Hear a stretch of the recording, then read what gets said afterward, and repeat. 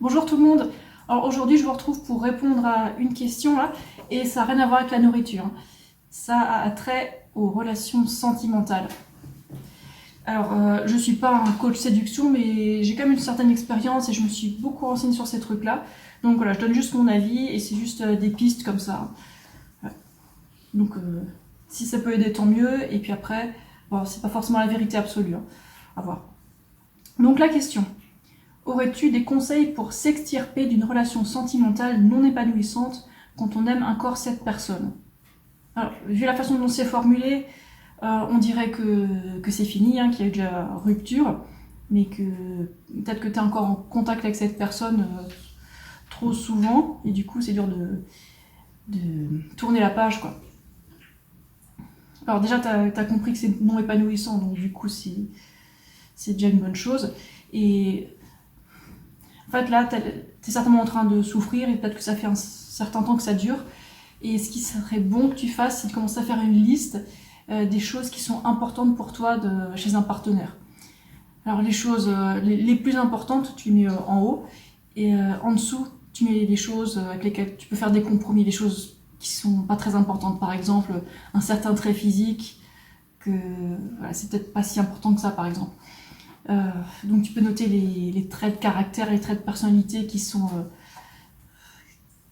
même plus que importants, qui sont cruciaux aussi, sinon ça ne pourrait pas marcher avec toi. Par exemple, pour moi, quelque chose qui ne pourrait pas marcher, c'est un partenaire qui fume. Ça, c'est juste pas possible. Donc, voilà. Je te conseille de faire une liste des choses avec lesquelles tu peux faire des compromis et avec lesquelles tu peux pas faire des compromis pour que ça soit bien clair pour toi. Euh, Comme ça, tu sais vraiment ce que tu veux, ce que tu cherches, parce qu'il faudra commencer à tourner la page, à continuer ta vie, tous les aspects de ta vie, que ce soit loisirs, travail, relations amicales aussi. Donc, voilà, avoir une vie riche de toutes ces choses-là, ça pourra t'aider à tourner la page plus rapidement, quoi. Et aussi pour oublier cette personne, parce que bon, la relation non épanouissante. Faut bien comprendre que vous n'êtes pas compatibles.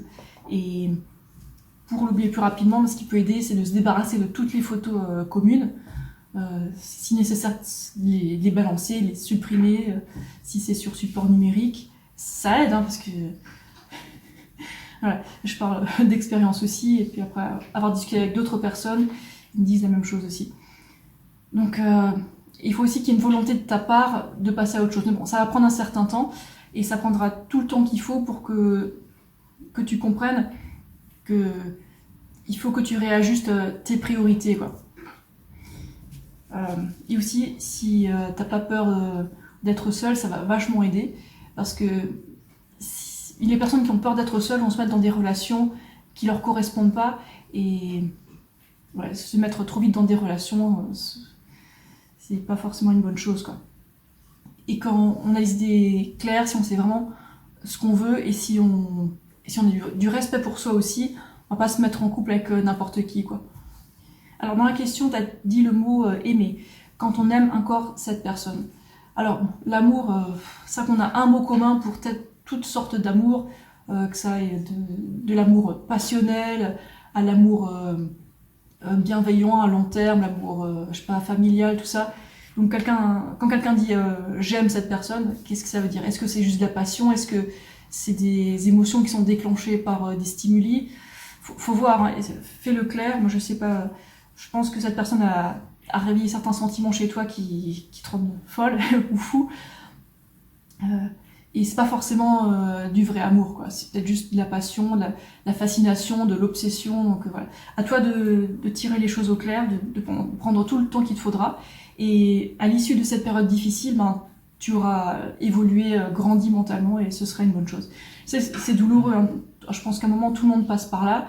Et ben, c'est le moment où on devient plus mûr. Et allez, courage. Tiens le coup et puis réfléchis à tout ça de manière posée. Essaie de ne pas te laisser envahir par les sentiments parce que ça aide pas forcément.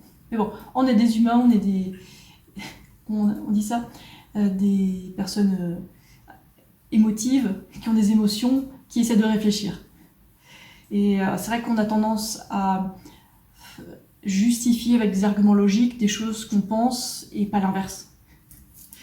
Bon, c'est un exercice difficile, mais devenir une personne épanouie, ça passera par ces périodes-là. Donc allez, courage, et puis voilà, fais le nécessaire pour comprendre ce qui est bon pour toi, et ça pourra que aller mieux, quoi.